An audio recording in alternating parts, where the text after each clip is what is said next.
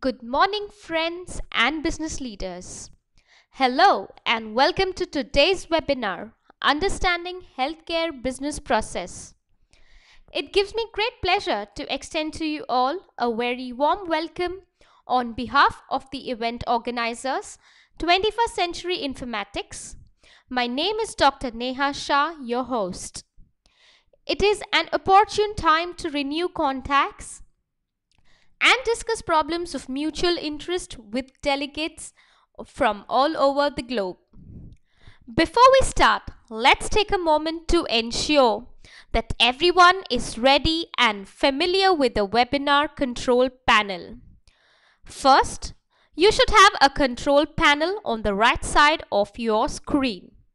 You may minimize the panel by clicking on the arrow button in the upper left corner. You may expand the panel by clicking the same button. Take a moment to practice. Second, you have the ability to submit questions using the question pane located near the bottom of the control panel.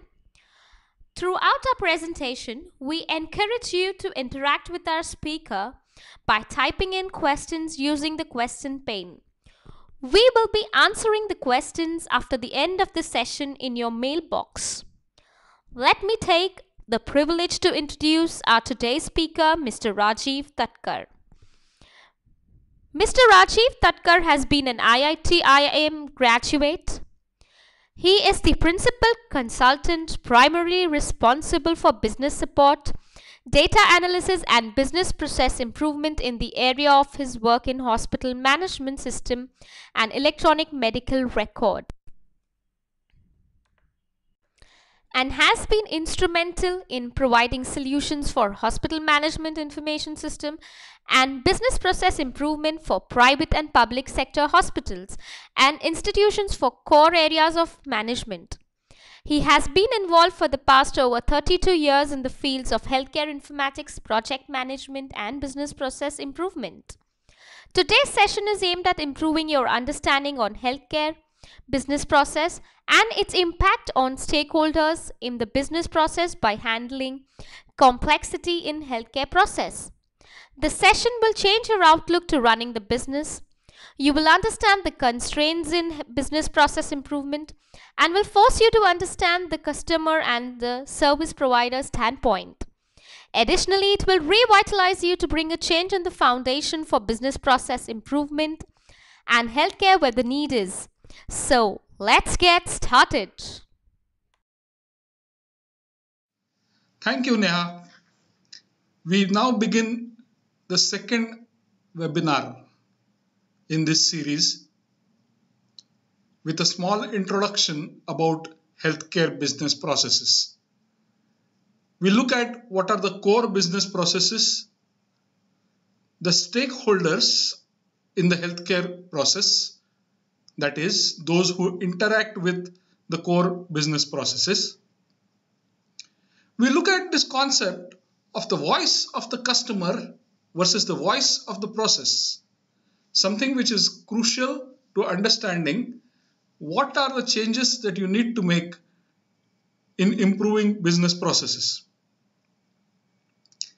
We then look at the complexities in healthcare business processes, the constraints that limit our capability to improve healthcare business processes, and finally look at what are the next steps that will take us to the next level of business process improvement.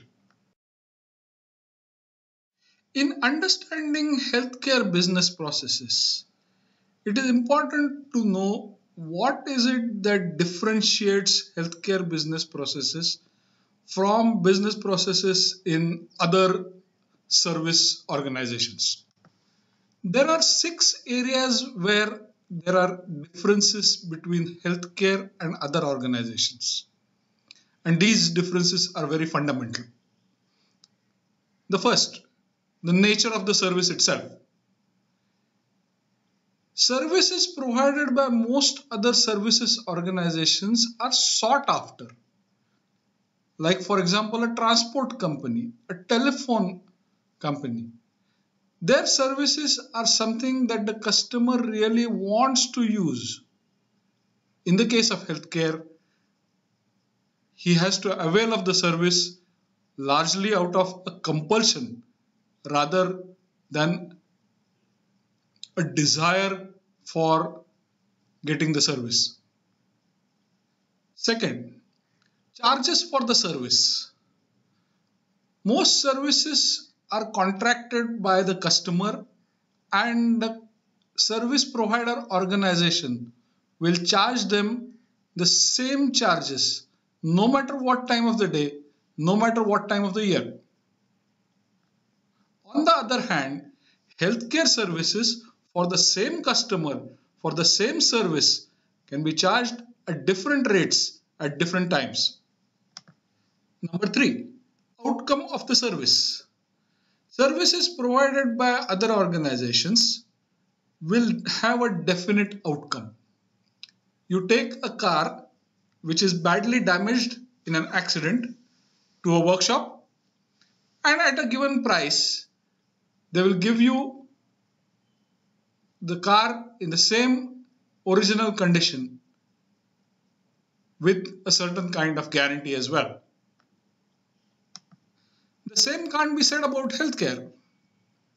It is not necessary that the service provided will produce the same outcome that was originally envisaged or desired. Number 4, payment for the service. Payment for the service, in the case of most of the services provided by other organizations, is either carried out by the customer or sometimes by a third party like an insurance company, like in the case of payment for a car which has broken down.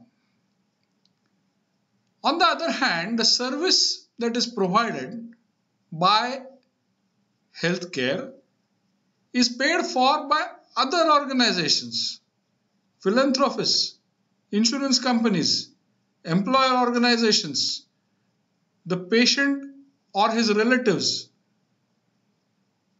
or third parties, sometimes even the government, and several others. Number 5, success parameters for the service. Whenever you are availing of a service from other organizations, you will have to pay for the service only if the service is completed and is provided to you satisfactorily. In general, you do not need to pay for a telephone call which is never connected to the other end. On the other hand, in the case of healthcare, this is not true. Very often, services might end up in a complete failure. For example, the patient could die. It could be a stillbirth. It can be where the patient has to undergo more trouble than what he started with. And yet, one must pay for the service even if the outcome has not been to the desire of the patient. And lastly, a connect between the quality of the service and what you pay for. Would you really consider a telephone company which charges you a higher rate as one providing you better service? You'll probably think that the company is inefficient and therefore has to charge you more than another company which is providing you the same service.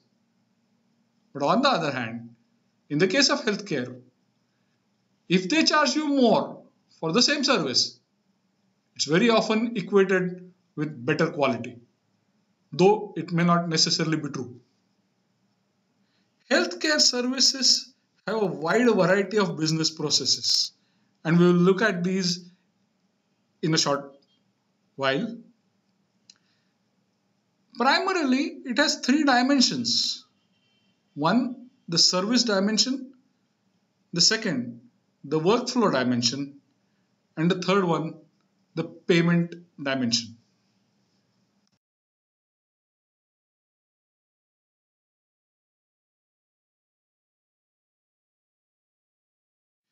Every service provider's business processes fall into four major categories: the core business processes, allied business processes, back office business processes, and incidental business processes. In the case of healthcare, the core business process is to treat a patient for the problem that he has come to you for. This is a big statement and by itself is of no use when it comes to carrying out a process change, because there is hardly anything that you can do by saying that the business process is to cure the patient of the problem that he came to you for. What do you do with that? How do you improve that? So you need to break this down into core business processes, each one of them separate from the other. Although the whole thing is really a big chain consisting of consulting, diagnostic testing, patient registration, billing, admission, discharge, transfer, pharmacy sales, and rendering of services. On the other side, you would have allied business processes which include information and communication technology services, patient billing, receipting, and similar allied processes, operation theatre management, and similar kind of other services. To enable the core business processes and allied business processes to function smoothly, you need back office business processes such as purchasing, inventory management, advertising, marketing, sales, management processes like corporate governance, business strategy, etc. And then there are other processes which we call as the incidental business processes. These are not necessarily processes which you must carry out in-house and very often do not constitute the core competence of your business. In the case of hospitals, it might be like running the kitchen, the linen, laundry, housekeeping, timekeeping services, equipment maintenance, civil maintenance, electrical maintenance, and so on.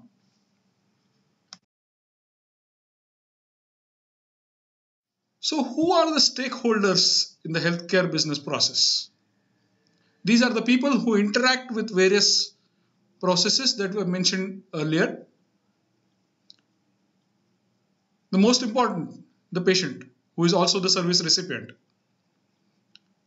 Then you have healthcare provider professionals like doctors, nurses, technicians, pathologists, radiologists, and so on.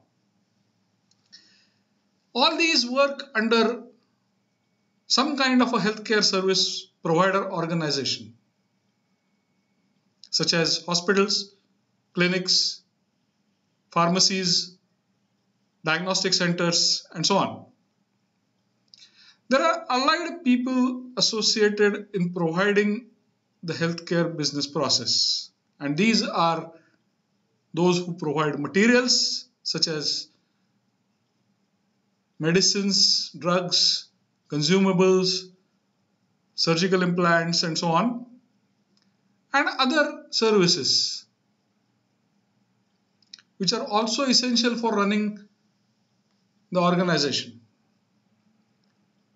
Then we have the finance providers like the insurance companies, the corporates, the charitable trusts, and even the government at times. The entire scheme of things is controlled by the health and hospital administrators, those who are responsible for policy making as well as for ensuring that the entire system runs according to a set of principles. And finally, the society at large, for whom the entire sector exists. Let me now bring you to one of the most critical concepts in business process improvement: the voice of the customer versus the voice of the process. What is it that the customer wants? The customer is looking for quality of service. He is looking for a minimal effort for obtaining the service. Ideally, he would like to see an extremely short time period within which the service is provided and is always prepared to pay an appropriate price, not the best, not the least. On the other hand, let us look at each one of these four parameters that the customer considers important against what is it that the process is trying to provide. The customer is looking for an appropriate price. On the other hand, the process is trying to maximize profitability and therefore would like to charge the highest possible price. The time period within which the service is provided should be as short as possible is what the customer desires. On the other hand, to be able to minimize resources, you will like to club a whole lot of services together, batch them together so that these can be provided at the least possible cost. The effort for obtaining the service should be the minimum according to the customer. Whereas the service provider would like to see a simplification in the process from their perspective.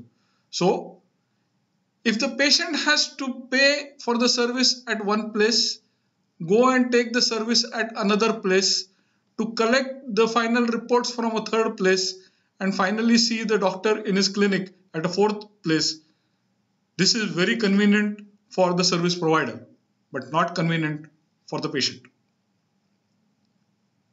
And finally, the quality of the service. Very often, the process says that higher quality means higher cost. And we are in the business of minimizing cost. It appears, therefore, that these two voices are actually talking completely differently from each other. This is not what is desirable. And this is what the entire alignment of business processes, the improvement of business processes which will meet the voice of the customer and yet be able to improve the process in a manner that the voice of the process is in line with that of the customer, is what we are trying to do in business process improvement.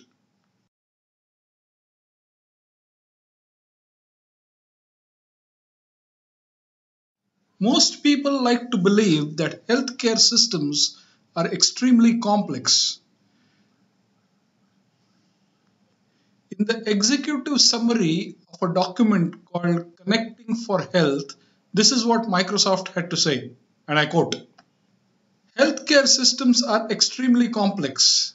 They operate in a mixed environment of public and private services, with a variety of business models that make the design, implementation, and operation of integrated healthcare systems both difficult and expensive.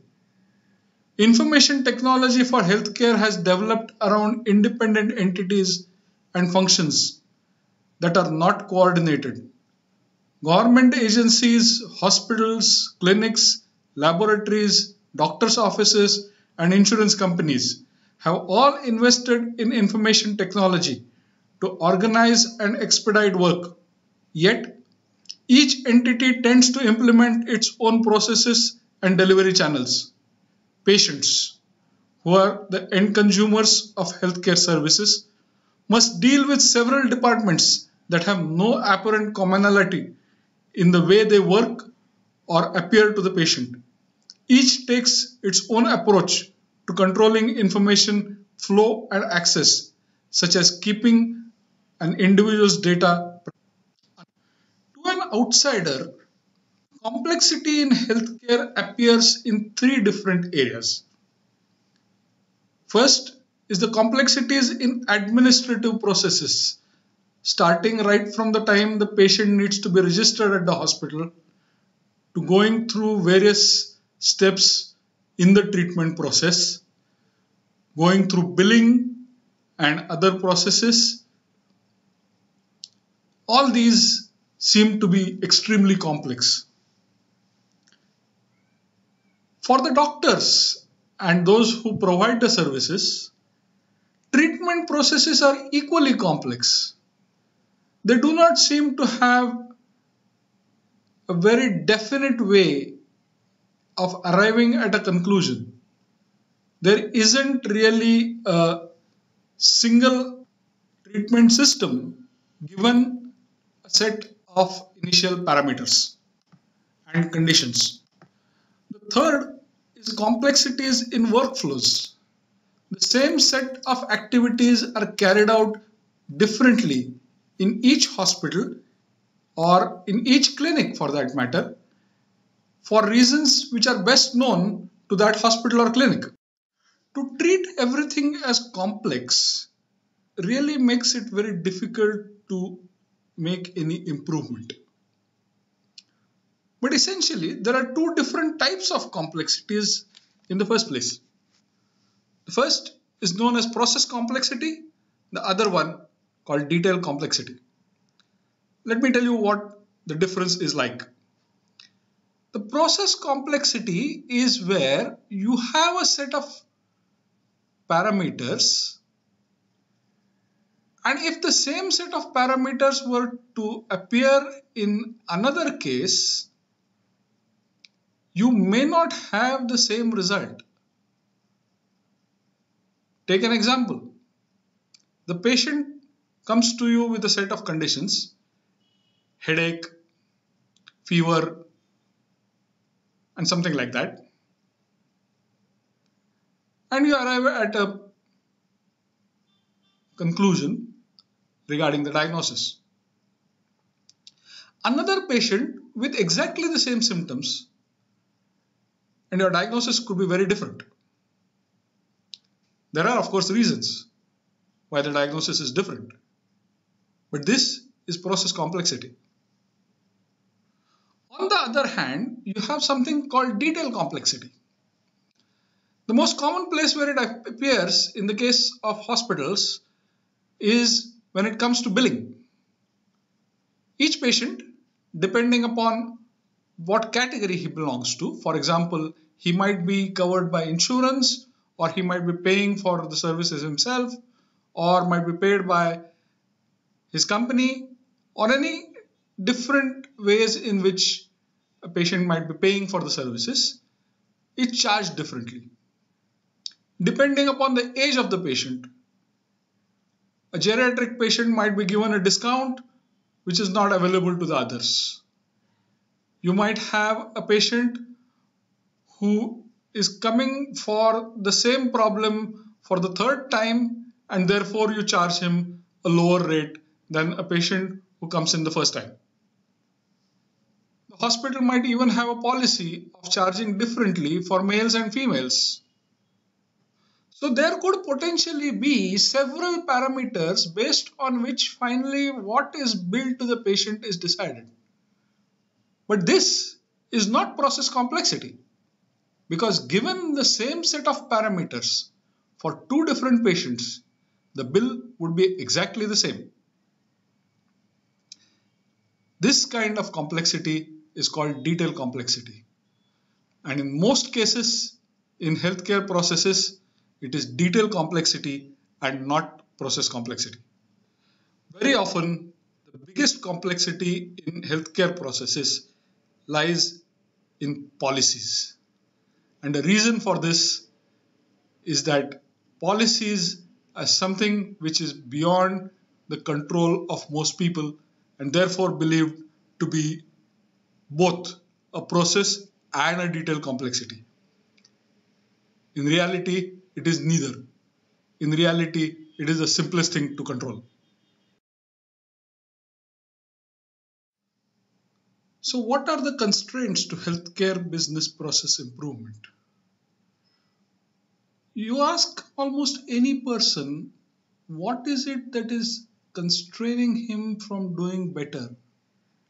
And the most common refrain will be that I don't have adequate manpower, I don't have adequate equipment, I don't have adequate space, I'm not able to stock adequate amount of materials, and so on. All these are physical limitations. In most cases, this is really not the constraint. What is very often the constraint is policy constraints. Policies which have been created over a period of time, which have been decided at various points in time, probably appropriate for that time, but no longer appropriate now, but are continued to be used, although they may no longer be relevant.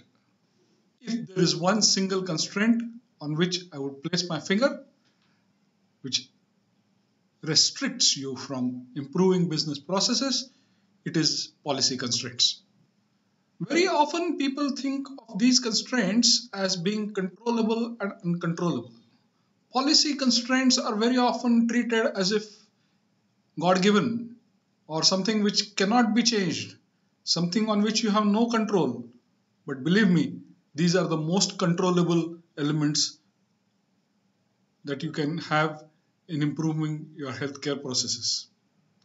In any business process improvement attempt, there is always a look taken at what is frequent and what is rare. One often comes across in the press, for example, stories of operations gone wrong, some instrument left behind inside the body of the patient, a mop left inside, something which caused serious trouble, something which was an undesirable thing to happen. But these are not really frequent instances. These are not frequent occurrences, they are rare, but they are taken and blown out of proportion. It is not to say that for the person who is affected by this, it is something blown out of proportion. But if you are looking at it as a system, it is not a daily occurrence. So while on one hand, one does come across stories about healthcare system where 10% of all patients go through some kind of medical errors. It is these rare instances, which are probably less than 1 in a million, which actually see the light of the day in the press. As a person responsible for improving healthcare business processes, it is extremely important to distinguish very clearly what is frequent and what is rare.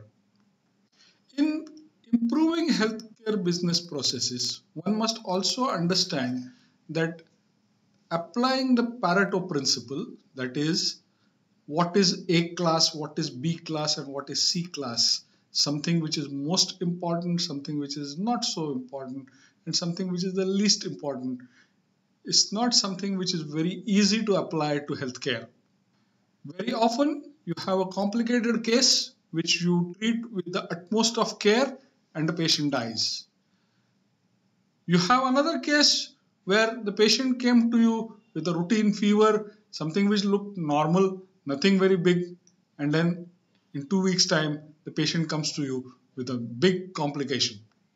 Applying Pareto principle to healthcare is a difficult task. The principle of triaging is sometimes used in emergency care, and this is only appropriate that it be used at those places. But to apply it across the board at all locations is really difficult. Finally, we need something called a methodology for measuring the improvement that has taken place as a result of actions that you have taken for improving the healthcare business processes. Measurement needs to be objective and should not be carried out by the same person who is also providing care.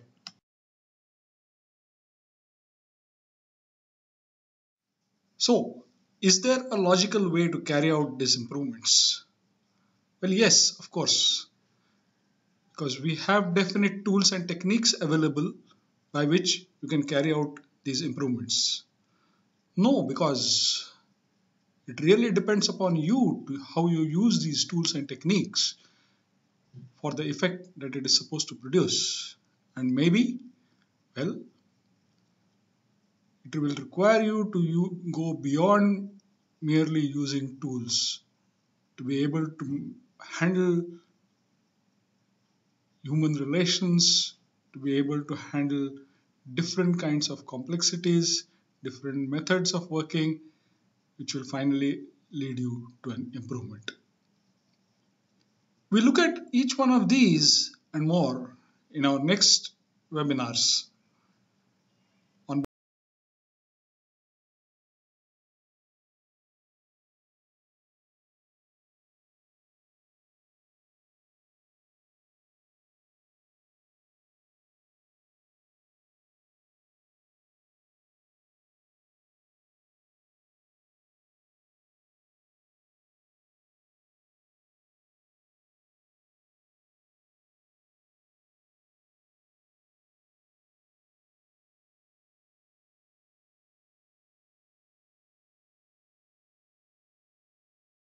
Well, that's the end of our webinar.